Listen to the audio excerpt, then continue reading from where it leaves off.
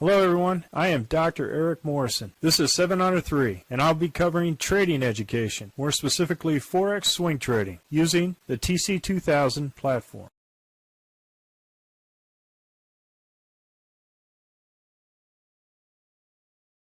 Hello, this is the weekend review for the 27 Forex currencies, 23rd of October at 4 p.m. Central Time. Starting off with the Aussie dollar, Canadian dollar, and we had an initial trade here, this location, no trade, because the Heikin-Ashi was still above the RL10. Initial loss, and then reversed that trade with a 1-2-3 punch out. Aussie dollar, Swiss franc, no trade on Sunday after initial 1-2-3 punch out. Last week, we traded here, placed the target at this location on the Z3, punched out, reversed with a minor loss on Friday. So great trade, overall gain for Aussie dollar Swiss franc. Aussie dollar Japanese yen, no trade for this particular currency. Heikin-Ashi and candles were not in alignment. This is what you would call a weak short. Aussie dollar New Zealand dollar, same thing, weak short and no confirmation below the RL10. Now this particular setup had the RL10, the price action was still not below the average, so I did not take this trade. Aussie dollar US dollar, a 1-2-3 punch out. This initial order on the Aussie dollar US dollar, if you take it, it would have been out around the edge of the river for a loss. So good 1-2-3 punch out for Aussie dollar US. Canadian dollar Swiss franc, we had two losses here. First initial out, second initial short and out. Very choppy on the Canadian dollar Swiss franc. Canadian dollar Japanese yen, excellent 1-2-3 punch out. Did not go short this thing because the Heikin-Ashi was still above the RL10 and was confirmed by a green candle, so no trade, but downward price action on the MACD 1030. Swiss franc Japanese yen, I had an initial stop here, stopped out or lost. I wanted to give it a little bit of room, but you could have moved this up to break even trade, no risk trade, and still would have gained at this particular, but went ahead on the short here, this location, with the red candle below the RL10, and was out at the high, the RL10 or the high of this candle for this trade. So two losses on Swiss franc. Aussie dollar, phenomenal trade. So we had previous week a 1-2-3 punch out, and then we had the first order, had my target up here, and I was out. So no further trade in that particular time, because what you see here is a shooting star, which could indicate a reversal. If you did take it, I would have had stock here at this location in order to minimize my risk on the second long. We had a long here, and I would have minimized my risk here at this particular point, because either hammers or shooting stars, they go below either a low point here for a shooting star or a high point, indicates a particular tendency for reversal. I didn't trade it after that.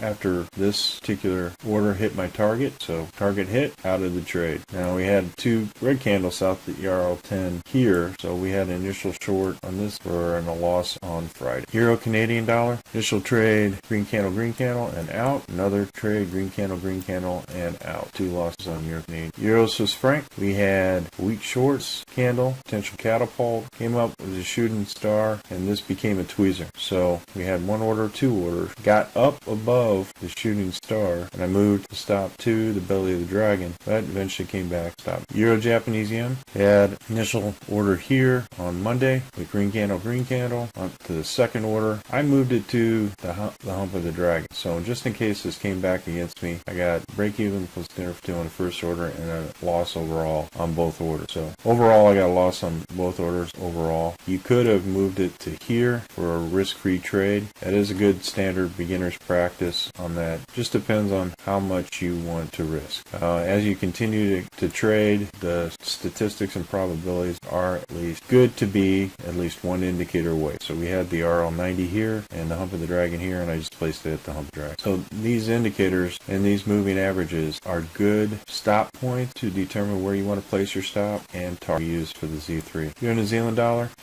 had initial order here on Monday, and then I went ahead and took my out here at the RL270, but also look where the Z3 is at. The Z3 excursion right here. So I took that profit, did 1, 2, and then I was out. Then it reversed here. We had two red candle south the RL10 and had a loss here. Euro US dollar, first initial order here, second with a profit here. So we had two orders, small loss on this, major gain on the first. Overall, great trade. British pound Aussie dollar, sporadic, in on this on Monday, out on Tuesday, in on Wednesday, out for a loss on the RL10 on this day. So two loss trades on this particular thing. It looks like it's having a hard time climbing for this particular currency, but kind of getting choppy because of the fact that we're getting close to the presidential election. A little bit of volatility as you see here with the average true range. So we'll see what happens after the election. We get a little bit more stable for one direction or another for these currencies. British pound Canadian dollar, no trade. We had a long here and was out at the low of this candle. Came back, went short, out on this candle. And since Z3, see, and I just want to show the Z3 excursion here, it went to the pip on this particular candle. So with the risk to reward so low for this particular currency, I did not go long on this candle, and the fact that this candle is so long. So look what happened, just came right back down. Look where it eventually hit, and it respected that resistance area with the Z3 to the pip. So something to think about when you're placing in your stop. This Z3 excursion shows that there is a lower probability. You go beyond this, 3% chance of actually going beyond this particular standard deviation. This is 3 standard deviations from the mean. It's a 3%, less than 3% chance of going beyond. So respect the Z3. British pound Swiss franc had one order here. This was not, because the Heikinashi body was still above the RL10,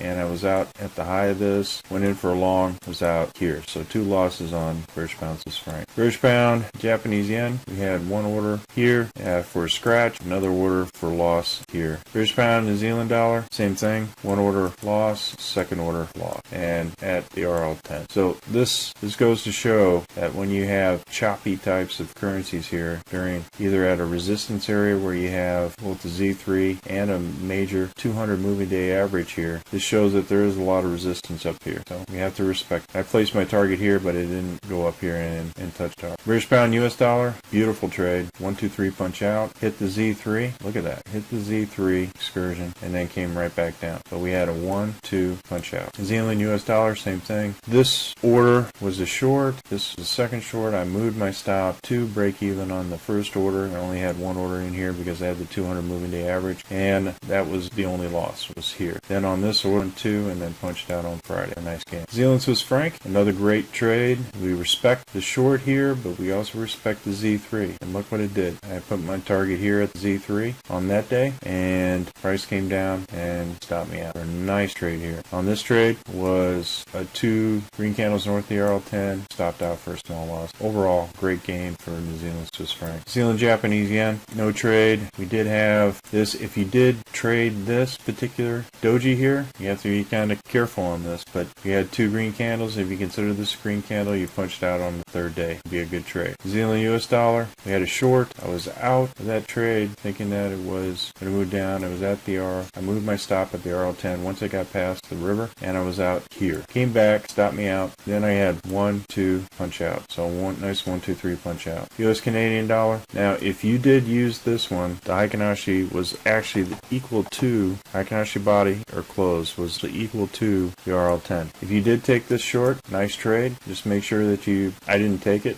When in doubt, I don't normally take it. I like to see real momentum. But if you did take it, then and had your stop at the belly of the dragon, a nice gain on the second, or a little bit more than break even plus 10 or 2 once you had this come back to stop you out. This was a green candle, so no trade the rest of the week. US dollar Swiss franc had an initial order, second order, and even though we had a small loss on the second order, nice gain overall for US dollar Swiss franc. US dollar Japanese yen, nice 1, 2, 3 punch out, then came back here for a scratch on Thursday. So this was 2 red candles south of the RL10, and I was supposed to be out today. So came back and was an overall scratch for the week. Well, folks, that's all I have for the week in review. We're currently conducting a Forex boot camp and a Forex intermediate course. If you're interested, click on the link below. And remember, ruthless risk management. Have a great weekend, everyone, and I'll see you on. Well, if you like this video, go ahead and hit the like button below and the subscribe button. And if you want more information on TC2000, I have an affiliate link below. If you open up a TC2000 account, you will receive a $25 discount using that link. Thank you for your time.